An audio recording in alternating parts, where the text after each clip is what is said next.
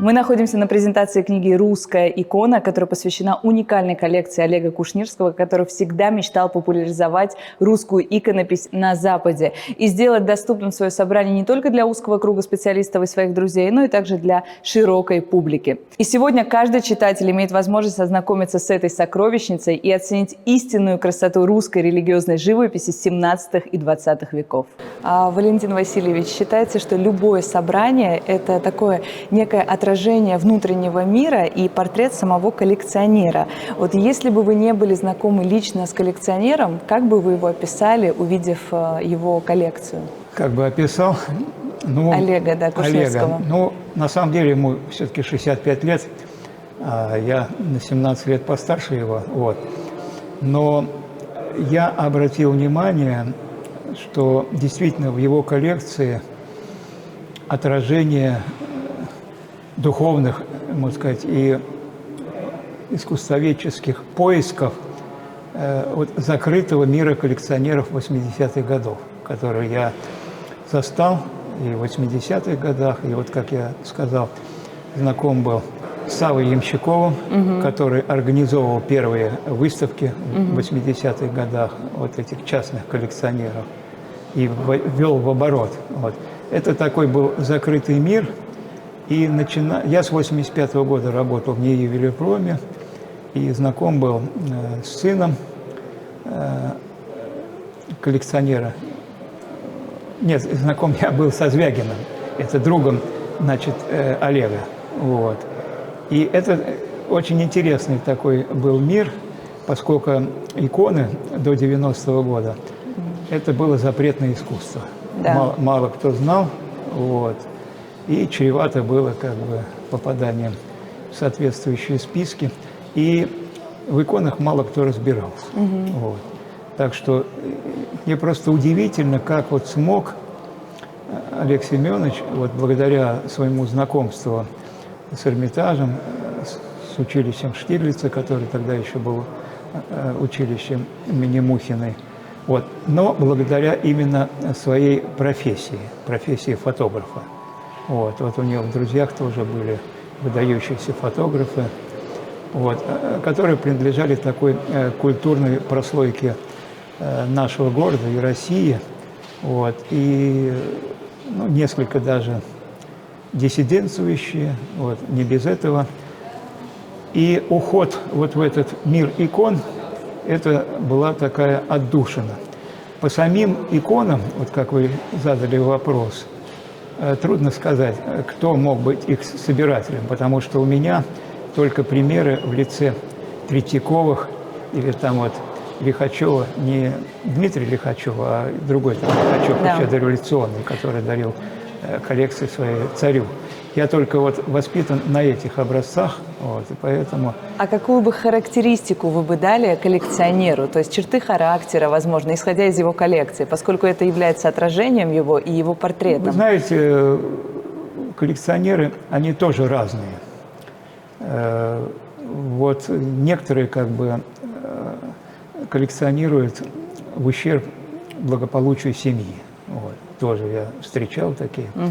Вот. И, конечно, это очень сложно жить с коллекционером. Вот был один такой грек-коллекционер, который как бы только подарил жене шубу, потом, значит, буквально прибегает на следующий день, снимает с нее шубу. Продает? Да, и говорит, вот принесли мне картину, понимаешь?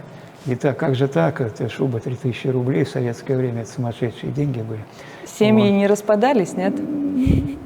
Ну, бывало такое, да, бывало, конечно. Ну, а как, а что толку распадется, понимаешь? Он же работает на будущее. Ну, как же так подарили, сразу отняли подарок? Действительно, да, обидно. Он приносит новую икону. А, ну это другое дело. Да, тут, понимаете, у человека… Нет, чаще всего родственники понимают вот это и не ставят вот эту меркантильную часть, отделяют ее от духовного, потому что они видят, что у человека жизнь в этом заключена. Да. Вот. Это действительно серьезная страсть. Серьезная. И это мы еще полностью не осознали, вот это явление коллекционирования и вообще портрет вот этого собирателя. Вот. Потому что, ну, кто-то думает, что это вот люди-богачи. На самом деле, сколько я встречал, ничего подобного. Вот, не было. И самый лучший сюжет для собирателей – это, в конце концов, подарить это городу своему родному. Вот. Или создать музей свой и дарить. Вот. Потому что вот я всегда в своих экспертизах пишу, значит, таким образом имеет выдающееся художественное значение, но в первую очередь должна служить по прямому назначению. Икона в окладе, в храме. Вот. И вы знаете, вот когда с моей экспертизы вот получает, коллекционер читает, вот он уже начинает призадумываться. Одно дело сделать как бы домашний алтарь, вот, и ходить самому. Были такие случаи, вот, например, великий князь Константин Константинович вот в Мраморном дворце, у него была комната такая секретная, вот она была, вот это домашний алтарь. Вот. А для вас лично какую ценность представляет икона? Художественную только или также религиозную? Художественную и сакральную. Это одно от другого нельзя отделять, вплоть до того, что мы все хотим как бы получить от Бога. Вот некоторые думают, вот приходят в храм, помолюсь там возле иконы, такой, который за здравие, там, святого Пантелеймона. Вот. Вот сейчас мне буквально вот такой сюжет из нашей жизни. У подруги моей жены девочка поступает, внучка, именно хочет на химический факультет. А я говорю, слушай, вот надо так, ну, вроде шутка, не шутка, я говорю, надо посмотреть, вот кто у нас за химию отвечает из святых. Знаете, есть, оказывается, святой Елисей. Правда, вот таких храмов по стране всего 7 штук. Храм. И из них один самый ближайший в Москве и в Архангельске. А так 7 штук. Ну, в Хабаровск не поедет же она. Но, а сами иконы, они распространены. Вот. И оказывается, святой Елисей, он покровитель, значит, фармацевтов и химии. Потому что фармацевтика – это химия составляет. Чисто вот химиков нету таких, потому что сама наука химия при Менделееве, это была вот технологический институт, где Менделеев работал. Там у них храм, я тоже думал, что святого... Нет, у них святого Георгия. Или вот она хочет поступать в горный институт, там сильный химический факультет. А в горном он тогда сходи, говорю, поклонись святой Екатерине, потому что наш горный университет, он Екатеринин святой. Ну, то есть, и вы знаете, вот эта моя идея насчет святого Елисея, она сразу, девочка, прониклась энтузиазмом, понимаете? Вот. Ну, не знаю. Обязательно потом расскажите, как успехи. Да, поступила нет, или она нет? вообще отличница, и английский знает, то есть 100% поступит она. Вот. И тут надо отличать, вот как меня учили в свое время в аспирантуре, там у нас был хороший такой преподаватель по философии, вот, он как раз объяснял, что вот верующие вы или неверующие, задает это вопрос студенткам в университете. Они, нет, конечно, неверующие, ну, время-то было, вы сами понимаете, коммунизм изучали. Да, скрывали. Да. А он говорит, а вот вы когда на экзамен ведете, вы пятак подкладываете в туфлю? Да, конечно, а как же без этого, понимаете? Без веры никуда все равно. Да, ну это как бы... То есть вы, значит, не настолько как бы прониклись, да. Это, знаете, как в падающем самолете атеистов нет. Вот из этой же серии. Да, совершенно верно. Вот. Или вот сейчас говорят, тоже не знаю, про армию, так сказать, в окопах как бы Бог есть. Понимаете? Вот. Конечно. Так что я хочу сказать, что, ну, я сам вот так получилось, что я родился недалеко от Смоленского кладбища, от Смоленской Божьей Матери. Меня еще водили там 3-4-летним. Вот. И на меня, честно говоря, вот уже признаюсь, производили такое очень сильное впечатление, ну, я человек впечатлительный, именно суровые лики. А вот в иконах как раз вот собрания Олега очень много радостных, праздничных икон. Ну, а потом, когда вот уже по своей зрелой жизни, последние 30 лет, вот, будучи экспертом, так сказать, я посещаю очень много городов, и я всегда посещаю храмы.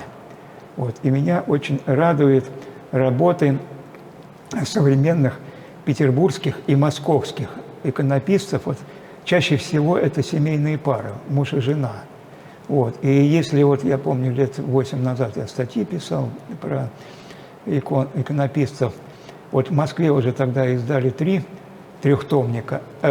тома как бы, вот, современных иконописцев, а у нас тогда еще только 1, но сейчас, наверное, больше, именно современных. И вот я когда приезжаю в Красноярск, там собор мощный такой, и знаете, как приятно, вот, я говорю, а кто у вас вот писал иконы?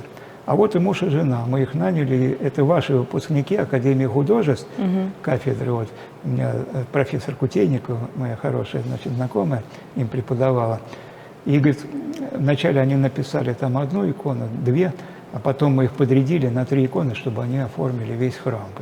И, конечно, вот приятно, что когда вот наша петербургская, у нас за что котироваться? У нас академическая школа. Вот у нас в Петербурге в этом отношении Андреевский собор, вот на 6-й линии угол Большого проспекта. Вот там, если посмотрите, там как раз иконы не на дереве, а на холсте в том числе. Ну, то есть это вот художество. Почему? Потому что рядом Академия художеств. И профессора Академии, они бескорыстно как бы оформляли вот собор, Андреевский собор, своими иконами.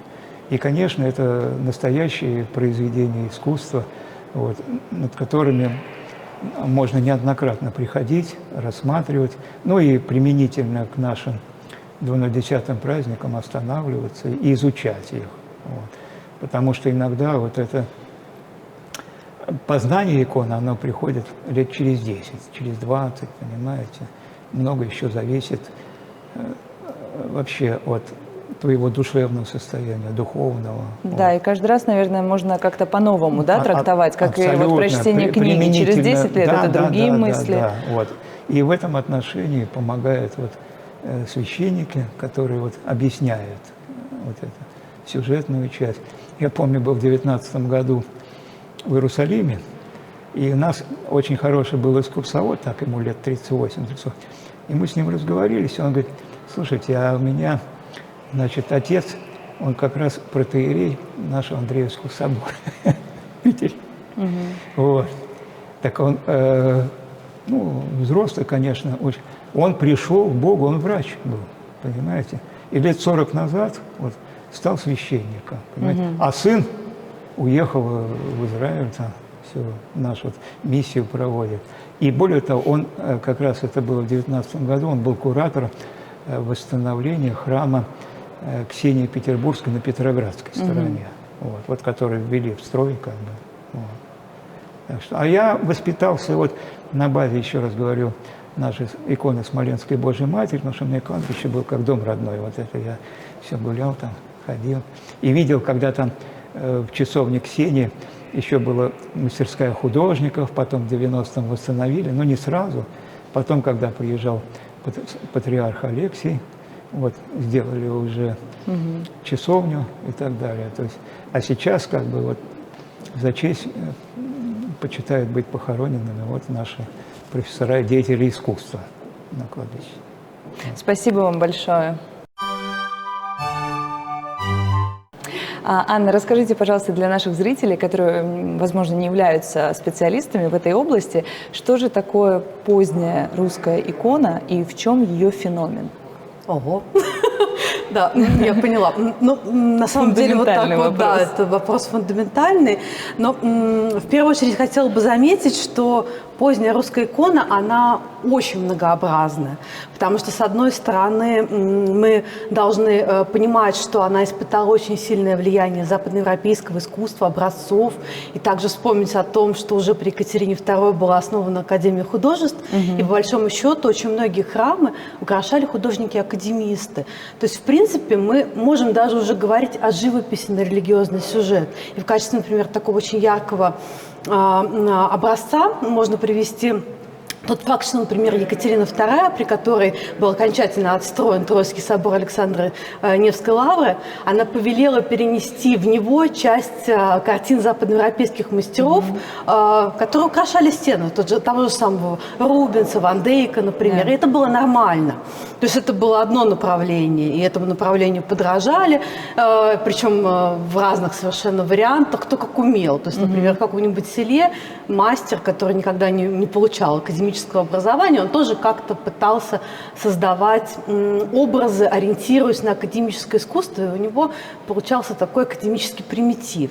А с другой стороны, у нас существовала традиционная икона, то есть та, которая писалась по древним канонам, темперными красками, сохранением каких-то древних иконографических сюжетов, она в основном процветала в старообрядческой среде. И параллельно у нас русская икона, она прошла через все большие стили. И вот по ней, как знаете, мы не можем сказать, что, например, там икона вдруг остро современна к какому-то периоду, потому что икона всегда очень остро реагировала на какие-то изменения.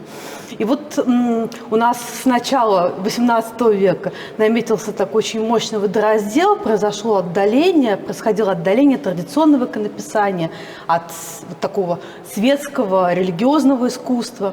А с середины XIX века начинается их постепенное сближение. И вот в начале XX века у нас произошло подлинное открытие русской иконы, и это, конечно, произвело такую настоящую революцию в русском иконописании. Поэтому, конечно, это явление очень сложное, но, надеюсь, как-то вот я попыталась в двух словах наметить какие-то магистральные линии его развития. А как так получилось, что достаточно долгое время поздняя икона выпадала из фокуса внимания всех музеев? Ну, потому что все пытались разобраться с древними иконами, нужно было осмыслить этот огромный пласт материала, и многие музеи, в первую очередь, если мы вспомним с вами сложные годы после войны Великой Отечественной, 50-е, 60-е, когда многие храмы стояли разрушенными, и спасали, конечно, самые древние, исследовали самые древние, потому что икону начали исследовать вот так вот планомерно именно с этого времени. И только благодаря, на самом деле, вниманию частных коллекционеров во многом исследователи в начале 21 века обратились к изучению разных поздних старообрядческих сначала иконописных центров, ну и вообще поздней иконы. То есть во многом это, да, заслуга частных коллекционеров. А в чем, по-вашему, своеобразие коллекции Олега Кушнирского? Отличительные, скажем так, особенности? Ну, вы знаете, коллекция, она очень любопытна, потому что она в основном связана с искусством ведущих иконописных центров Владимирской губернии. Это Палих, Холы, немного Мстёры. Это иконы небольшие по размерам и очень миниатюрные по исполнению. Конечно, в первую очередь, тех читателей, которые откроют этот каталог и будут его листать, они обратят внимание на обилие икон с изображением воскресения сошествия в ад, окруженных сценами праздников. Вот, наверное, можно полностью погрузиться в эту тему и посмотреть, насколько иконописцы по-разному решали задачи подобные. А какую пользу может принести данный каталог для исследователей русской иконы? Несмотря на такую, может быть, кажущуюся изученность этих центров, очень многий материал, он оказывался неосмыслен. И у нас здесь представлен весь спектр работ, созданных там, от конца 18-го до начала 20-го столетия. То есть можно посмотреть, сравнить и сделать какие-то самостоятельные выводы, может быть, найти для себя какие-то опорные точки в атрибуции, в датировке произведений. Спасибо большое, Анна. Галина, расскажите, пожалуйста, а в какой момент коллекционеры стали обращать внимание на позднюю икону? Ведь достаточно долгое время она не привлекала внимания музеев и коллекционеров. Вот в какой момент она стала популярной? Ну, она, в принципе, всегда была популярна. Может быть, и не всегда, но, во всяком случае, тогда, когда в России ее стали гнобить, скажем так, слово такой глагол очень точный, очень верный, то всегда находились люди, которые противостояли этому процессу. И вот, в частности, наверное, Олег был одним из этих людей, из этих коллекционеров, которые Пошел на риск. Да, противостояли вот тому, что происходило у нас. Потому что вот мое поколение, мы выросли на отсутствии вообще какой-либо религии. Вот я сама родом из Углича. Вот когда-то в Угличе было 74 церкви, и после 1937 года осталось 8. Монастыри были разгромлены. И вообще мы росли вот в процессе разгрома вот этого всего. Мы это видели. В Преображенском монастыре была керосинная лавка. В церкви Казанской Божьей Матери был пищебумажный склад. В каких-то других храмах хранилась мука и так далее. И мы считали, что, наверное, так и должно быть, потому что было отрицание религии как таковой. Вот. И вдруг все перевернулось, все пошло по-другому, но мы не знали о том, что все равно вот процесс сохранения русской иконы, неважно какого она века, это дело профессионалов, очень больших профессионалов. Для обывателя 17, 18, 19, 20 век – это как бы вот в таком едином ключе. Это икона, это лик, это то, что должно быть в каждом доме, вот в каждом таком вот месте, где это должно быть и где ты можешь помолиться. Вот. А мы же не молились, вот наше поколение, мы не молились. Бабушки нас крестили, но мы сами не понимали, что это такое. Мы были антирелигиозные. Да, может быть, мы не были атеистами, мы не отрицали как таковую, может быть, религию. Но тем не менее, в университете у меня был предмет научный атеизм, где первая часть посвящалась религии, а вторая часть тому, что этого не должно быть и не может быть, потому что этого не может быть никогда. А это неправильно. Это абсолютно неправильно. И вот сейчас, когда все встало на свои места и так далее, вот я не могу сказать, что я верующий человек или что я религиозный человек, но я отношусь к иконе как к искусству, как к произведению искусства. Да. И все равно в детстве, когда я видела иконостасы, я видела там вот все вот эти вот святых, я рассматривала их.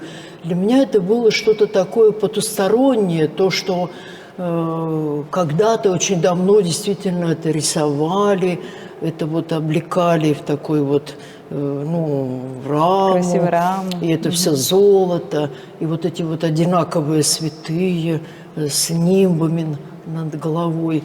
Это все, конечно, очень волновало как-то, волновало. И это должно было волновать, наверное, каждого человека. И меня волновало в том числе. Хотя я не понимала, что происходит, как это происходит. Я немножко ушла от ответа насчет иконы. Вот почему коллекционеры это собирали. Да слава Богу, что собирали. Это потом уже искусствоведы, они могли разобрать, это поделка, это школа, это там Палевская школа, Ярославская, Московская, Ростовская. Мы, люди грамотные, уже различают эти школы, это знают, это можно все узнать. Открой любой ресурс, и все это можно узнать. За 5 минут, за 10 минут, за 10 месяцев это все теперь уже известно. Но вот мое поколение, мы не могли это узнать. И, конечно, спасибо тем, кто это собирал. Да, действительно. Спасибо им большое. И спасибо вам. Ирина, поделитесь, пожалуйста, вашим мнением. Какова роль самого коллекционера в процессе изучения и открытия иконы публике? Ну, вы имеете в виду современных коллекционеров или вообще, если говорить с такой исторической перспективы? Вообще в целом. Какова роль собирателя? Вы знаете, на самом деле самое, можно сказать, основополагающее, потому что именно благодаря частным коллекционерам еще с XIX века началось изучение иконы. Дело в том, что вот все традиции русской иконописи, они хранились в среде старообрядческой в основном. То есть уже к XIX веку сохранилось не так много мастерских, которые работали в старинном духе, сохраняя традиции русской иконы. Все-таки она очень была подвластна западным влиянием и всем большим стилем, который прошла икона, как и другие произведения искусства. Старообрядцы очень хранили. Во-первых, они сохранили многие древние произведения, научились их открывать первые, раскрывать живопись. И были большими знатоками. И поэтому те, кто хотел получить первые азы знания об иконе, обращались именно к старообрядцам. И такими коллекционерами в XIX веке были, например, Михаил Петрович Погодин, который очень дружил со старообрядцами, и часто ездил на Макаревскую ярмарку в Нижний Новгород и оставлял в своем журнале «Москвитянин», он издавал на протяжении многих лет, издавал такие воспоминания. Вот был на Макаревской ярмарке у своих друзей-старообрядцев, купил там шитый образ, а ему 300 лет. То есть явно даже потому, как он писал о своих покупках, явно это ему говорили старообрядцы, сколько лет этому образу. Вот. Ну и надо сказать, что именно частные коллекционеры заложили основы изучения иконописи, потому что мы знаем такие громкие имена, как Николай Петрович Лихачев, Никодим Павлович Кондаков. Кондаков был основателем византинистики у нас в Петербурге. И как это казалось бы, человек должен был собирать византийские иконы, да, древние византийские или итало-критские, о которых он писал. А у него была блестящая коллекция, 100 вещей, ну просто первоклассных, работы мстера Палиха и Холлы. Причем это лучшие вещи из всех тех, которые сохранились на сегодняшний день. Это почти все они подписные, с очень высокого качества. И именно он инициировал не просто изучение основ древней иконописи, но был одним из инициаторов создания комитета по изучению русской иконописи, который существовал в начале XIX века. Очень обеспокоенные судьбой русской иконы, потому что в это время появилась печатная икона, икона на жестянках, то есть явно ремесло вытесняло искусство. И обеспокоенный он создал этот комитет, начали издавать иконописный подлинник, который распространяли, начали учить художников и образовали свои школы такие иконописные. То есть главой всего этого было, опять же, не государственная такая инициатива была, а частного коллекционера, коим в этот момент выступал Кондаков. Ну, потом можно вспомнить, конечно, имя Николая Петровича Лихачева. Это такой образец коллекционера, который формировал свою коллекцию. У него была огромная коллекция икон, 1500. Он ее формировал и систематизировал, соответственно, с теми разделами истории русского искусства, которые он писал. То есть вот он писал, например, о итальянском влиянии на греческую икону, итало-критская так называемая живопись. И он начал собирать. Ездил очень много в Италию, собирал. И, собственно, все собрание Эрмитажа, основа, это как раз коллекция Лихачева, который таким образом и Эрмитаж, и Русский музей, куда попала эта коллекция, получили не только само собрание, но и систематизацию этой коллекции, потому что им была составлена опись очень грамотная, с разбросанными иконами по разделам, по векам, по письмам, по пошибам. То есть это была такая вот блистательный опыт. Если мы перекинемся в наше время, да, но если можно вспомнить того же Третьякова, Павла Михайловича, который основал Третьяковскую галерею, передал ее в дар Москве, и он приглашает Николая Петровича Лихачева быть автором каталога икон у себя. То есть прекрасно понимал, что именно Лихачев, как коллекционер и ученый, может систематизировать эту коллекцию. Но вот если так перекинуться уже в наше время, то, пожалуй, после перестройки одна из первых коллекций, которая возникла у нас, и это был коллекционер, который очень поднял антикварный рынок, поднял цены на иконы, был Виктор Бондаренко. И вот он стал собирать коллекции, буквально чуть ли не с первой десятка икон, он стал приглашать специалистов для описания своей коллекции. То есть он прекрасно понимал, что одно дело блестящая коллекция, другое дело, когда за ней стоят имена специалистов и экспертов. То есть это коллекция, в которой не было ни одной подделки, коллекция, которая отражала очень ярко те или иные и восполняла многие лакуны истории искусства. И это была очень хорошая школа и для нас, искусствоведов, потому что мы привыкли иметь дело с музейными собраниями, а тут частная коллекция, которая только-только собирается, об этой иконе еще ничего не написано, такое очень важное важный экзамен для любого специалиста, когда его имя будет первым. Понятно, что были ошибки какие-то, но важно, что это было такое очень важное начало. Так что, да, и коллекция вот Олега Кушнирского, она продолжает как раз эти блистательные традиции, потому что вот он не только собрал, и как только он его собрал, он понял, что нужно обратиться к очень хорошему специалисту.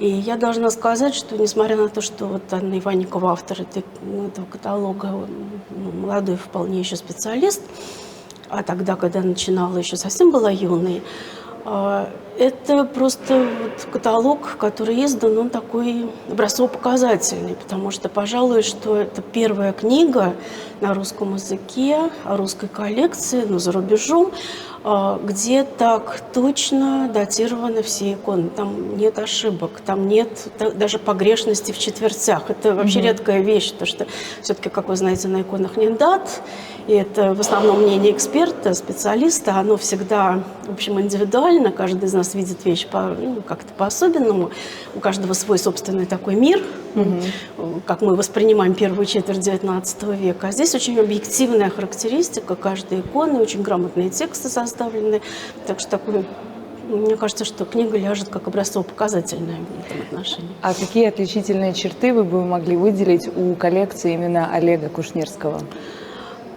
Очень, все иконы мелочного письма, очень тонкие, миниатюрные. Это говорит, знаете, Кушнирский, он своего рода Кондаков. Вот Кондаков тоже, несмотря на то, что он любил там и иконы XIV века, и душой вроде бы жил там. Но вот такое вот мелочное письмо, миниатюрное, я письмо? его, знаете, называю Фаберже в иконе, вот такое отделанное. Не всегда очень глубоко духовное, не всегда, но всегда очень качественно сделанное, какое-то очень радостное, действительно, а что очень важнее яркое, все-таки? красное. Вот если смотреть качество или высокодуховная Ну, вы ценность? знаете, для каждый коллекционер, вот, это как раз отражает его и характер, и личность, и индивидуальность. Ну, кто-то любит праздник такой вот постоянный. Вот, мне кажется, Олег Кушнирский относится к такому вот рассматриванию этих мелочных писем. То есть это отражение характера, да, все-таки иконы? Это отражение эстетических взглядов, прежде всего. Ну вот у нас были такие бароны Строгановы, еще в конце 16-го, начале 17 века. И именно с их именем связано создание такого направления «Строгановские письма». И они как раз, в отличие от всего того, что было до того, они отличались очень мелочным и очень профессионально сделанным письмом. Там лики можно рассматривать под микроскопом, и они будут как монументально написаны. Их любовь лежала вот в этой плоскости. Есть коллекционер, вот сегодня выступал Сергей Ходорковский. Он явно тяготеет к древним иконам с такой более глубокой духовной жизнью. Да. Есть, ну вот Виктор Бондаренко, например, соединял и то. Он очень хорошо, у него, как у хорошего менеджера, и скорее он таким был для своей коллекции, он отбирал как лучше палих, лучшего мастера, так и лучше XIV век. То есть для него вот было особое это качество иконы, независимо от времени.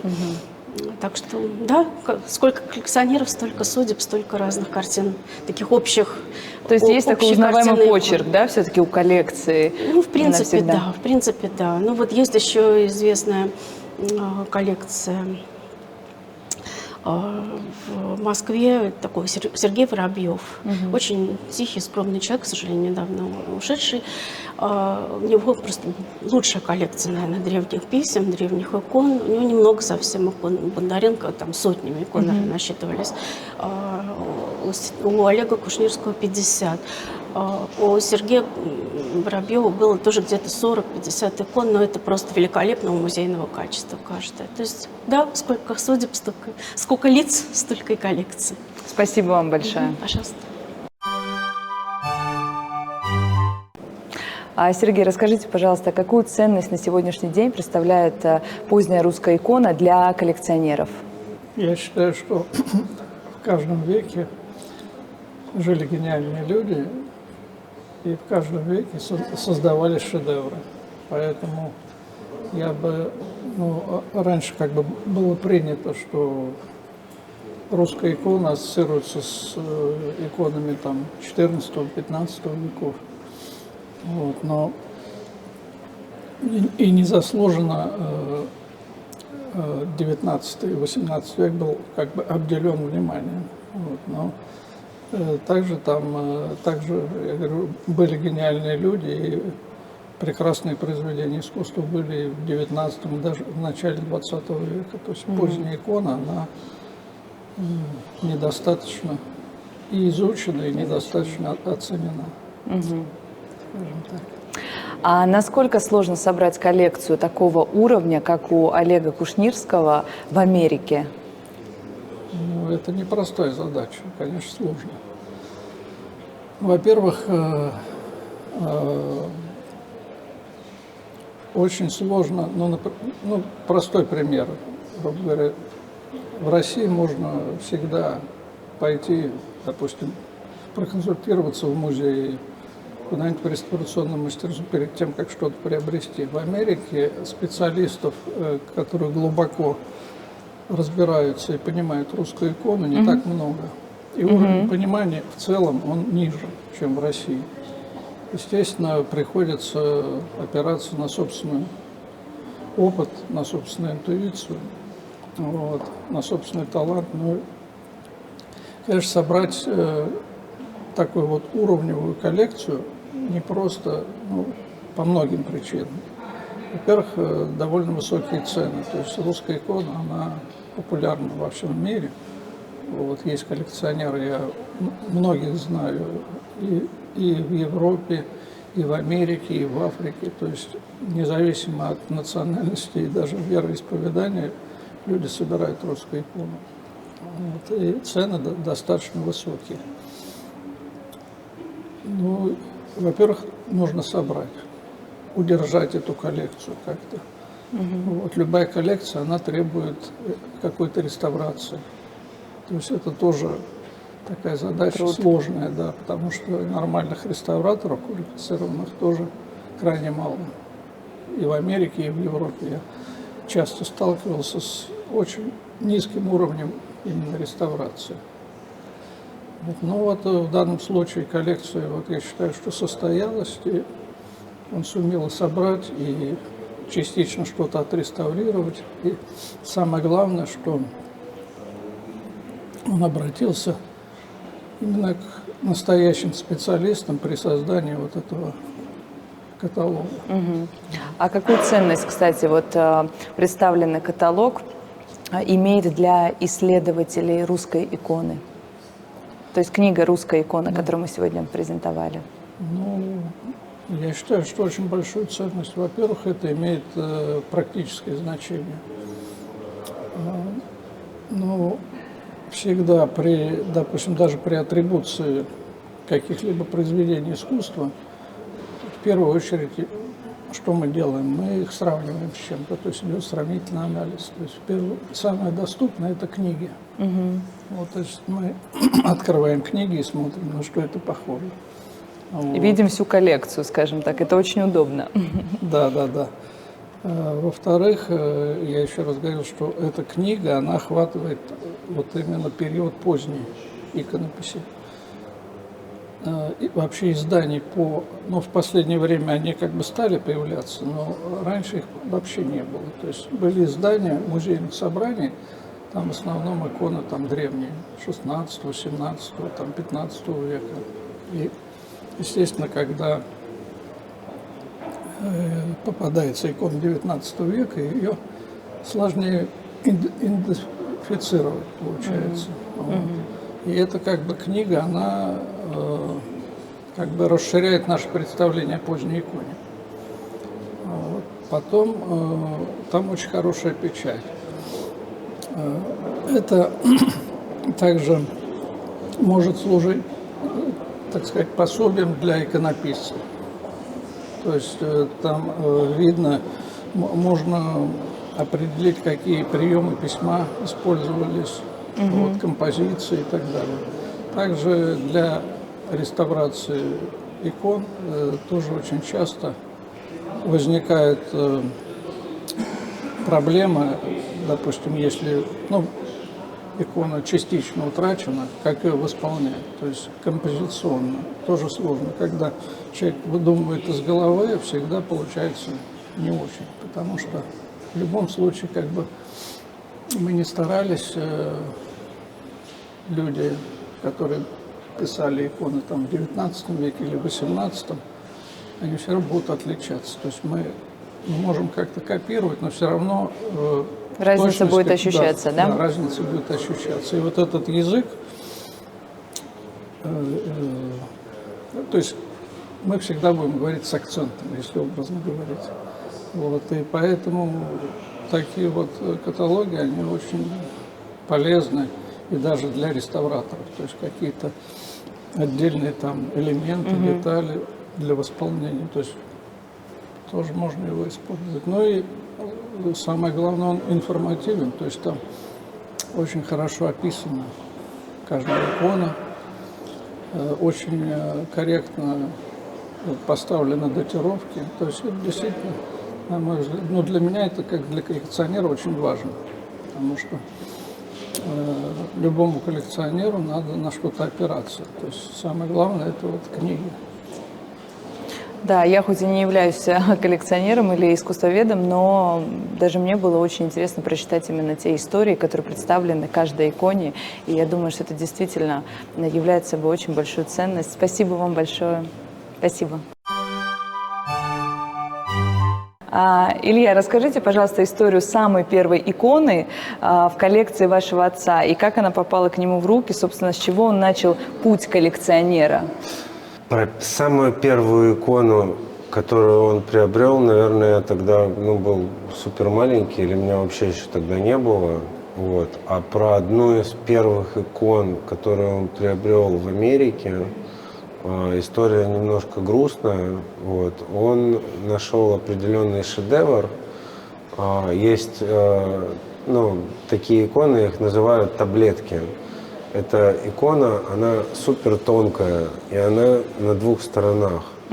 И он ее приобрел, я помню, он ее принес, я ее, наверное, он мне даже в руки не давал.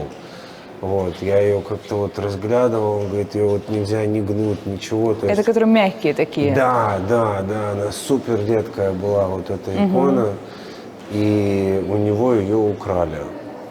Вот. Он ее повез на одном из шоу, где мы были, что-то кому-то показывал, где-то не досмотрел. И вот ее украли, я помню, какой у него был уровень траура. То есть как будто вот у тебя, я не хочу, конечно, сравнивать с этим, но как будто вот что-то близкое у тебя. Я тогда понял, насколько дорого ему коллекционирование, в принципе. Да. А так, в принципе, все вещи, которые он приобретал, это каждая вещь, я думаю, она индивидуально ценна для него. Именно с этой иконы начался путь коллекционера Олега Кушнирского. Нет, с этой иконы у меня просто отразилось, потому что вы спросили про одно из первых чего-то. Я не помню первых, я просто помню эмоционально, насколько я понял, насколько ему дорого само коллекционирование иконы, понял по этой утрате. Что я помню, он там неделями ходил, думал, как это кто бы мог, а как так получилось, как я не досмотрел. А там бывает когда коллекционеры раскладываются на антикварных шоу, то есть там, такие как кейсы, ты их закрываешь, и то ли он не успел закрыть, то ли что-то как-то, либо он менялся, кому-то показывал, не досмотрел, и оно у него исчезло. И я именно про эмоции, то есть, что насколько тяжело. Очень отпечаталось у вас это воспоминание. Да. А как вы это пришли? очень редкие вещи, эти таблетки. В музее русской иконы есть, а вообще их очень мало. Да. А как вы пришли к идее написания книги «Русская икона», которую вы презентовали сегодня? Книгу хотел сделать мой отец, именно сделать. Я про эту идею уже слышу, я не знаю, 15 лет образно. И вы решили воплотить ее Я мечту? решил именно воплотить. Я решил, вообще, в принципе, у меня есть маркетинговое образование. Я работал много с веб-дизайн-студиями, именно продавал продукт не как дизайнер, не как администратор, а именно как продажник продукта, продажник клиентов. И у меня есть компетенции в организации, в принципе, в такой все, что связано с интернетом. То есть первый шаг был, я организовал сам сайт. Потом я организовал съемку, потом я организовал это. И постепенно оно дошло до того уровня, где я понял, что я смогу сделать эту книгу. Мне нужно только выйти на правильных людей, экспертов именно, которые сделают эту книгу такой, чтобы она могла быть достойна, ну, любого музея, что вот ты хочешь выставку там в каком-то музее, там, я не знаю, в каком-то городе, и музей видит эту книгу, он понимает, что это собрание, оно было исследовано, ну, достоверными искусствоведами, экспертами в этой отрасли, и в таком случае они относятся соответственно к самой коллекции. И, ну, это мне помог вот папин друг Сергей Ходорковский, потому что он близкий друг музея русской иконы. Он меня соединил с Николаем Васильевичем. Потом, ну, вот так оно пошло, я начал узнавать, вышел на Анну Иванникову. Главное Вот. захотеть, видите, Да, и главное желание. люди сами появились в вашем окружении. Абсолютно. Так часто бывает, Да. на самом деле. Да, да, абсолютно. А какие вы цели преследуете, а точнее ваш проект Russian Icon Collection, какие преследует цели основные? Ну, вот как я вижу для себя, то есть какие, во-первых, я набрал колоссальные компетенции за эти годы. Именно в русской иконе. Мне очень нравится, я как бы сближаюсь с людьми, которые мой круг людей, которые неравнодушны к этой тематике, будь это именно искусствоведы, профессионалы, будь это коллекционеры, он у меня, как бы, моя компетенция в этом растет. Вот. Плюс коллекция стала научной, коллекция как бы известная, за счет нее можно делать выставки и популяризировать это искусство дальше. А я, соответственно, так как я, получается, нахожусь в этом эпицентре, моя экспертиза тоже будет расти.